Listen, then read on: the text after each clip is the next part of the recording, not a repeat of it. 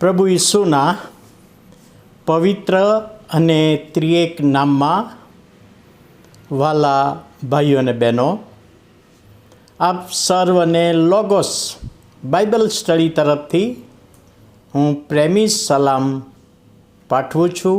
અને આજે 2025ના વર્ષનો 275મો દિવસ, 2 ઓક્ટોબર 2025 અને ગુરુવારનો નવો દિવસ આપણા જીવનોમાં પ્રભુએ બતાવ્યો. માટે પ્રભુનો ખૂબ આભાર માનતા પ્રભુના નામને ધન્યવાદ આપીએ છીએ. આપણે તેની કદર બૂઝી નહીં, યશાયા પ્રબોધક કહે છે. એક વિમાનમાં સુંદર જુવાન દેખાવડી છોકરી એણે એર હોસ્ટેસને ફરિયાદ કરી કે મારી પાસે જે ભાઈ બેઠા છે એમની પાસે હું બેસી શકતી નથી. સુંદર છું, દેખાવડી છું અને એ ભાઈની પાસે હું બેસી શકતી નથી. મારી જગ્યા મને બદલી આપો. એર હોસ્ટેસ એ ભાઈની પાસે આવ્યા. જોયું તો એ બે ભાઈના બંને હાથ કપાઈ ગયેલા હતા અને એટલા માટે આ સુંદર દેખાવડી છોકરી આ ભાઈની પાસે બેસતા શરમ અને ક્ષોભ અનુભવતી હતી. હું આવા વ્યક્તિની પાસે બેસી ના શકું. એર હોસ્ટેસે કહ્યું કે બેન, આખા વિમાનમાં એક પણ જગ્યા ખાલી નથી. તમારે આમની સાથે બેસવું જ પડશે. અને એર હોસ્ટેસનો જવાબ સાંભળીને આ યુવતીએ કહ્યું કે કોઈ પણ વ્યવસ્થા કરો, પણ મારી જગ્યા મને બદલી આપો. એર હોસ્ટેસે તપાસ કરી તો બિઝનેસ ક્લાસ એમાં એક જગ્યા ખાલી હતી.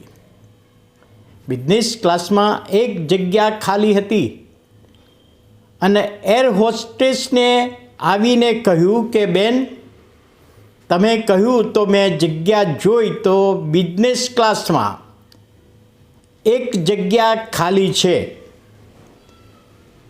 અને પેલી સુંદર યુવતીએ કહ્યું કે હા, મને એ જગ્યા આપો, હું ત્યાં જઈને બેસી શકું. ત્યારે એર હોસ્ટેસે શું કહ્યું? તમારા માટે નહીં, આ ભાઈના જે 2 હાથ કપાઈ ગયા છે એમને બિઝનેસ ક્લાસમાં હું જગ્યા આપું છું ને તમે એકલા અહીંયા બેસો. અને વિમાનમાં જે પેસેન્જરો બધા આ બાબત જોઈ રહ્યા હતા એમણે તાળીઓ પાડી એર હોસ્ટેસના નિર્ણયને વખાણ્યો.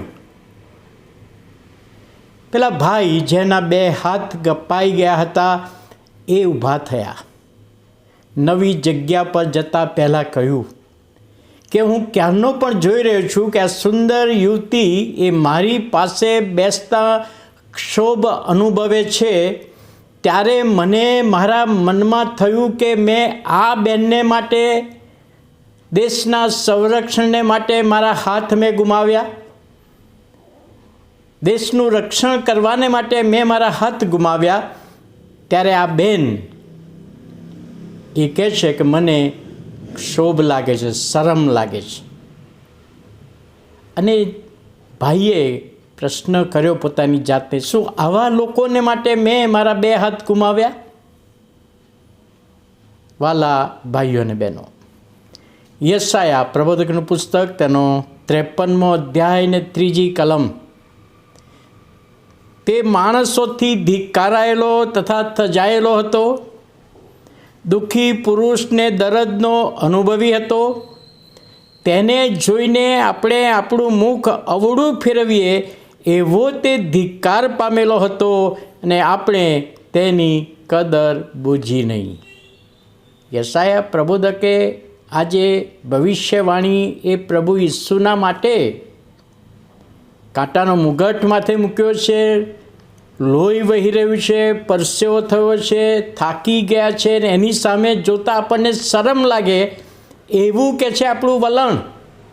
પણ એ ઈસુએ આપણા પર પ્રેમ દર્શાવ્યો અને આપણા માટે વધસ્તંભ પર મરણ પામ્યા એટલા માટે કે આપણને જીવન મળે. આપણે તેની કદર બૂજી નહીં. એ પ્રભુ ઈસુને આપણા જીવનમાં સ્વીકારવાના છે. એ પ્રભુનું વચન આજે તમને ને મને ઉત્તેજન આપે છે. પ્રાર્થના કરીએ. વાલા પ્રભુ, અમે તમારો આભાર માનીએ છીએ, તમારા નામને ધન્યવાદ આપીએ છીએ.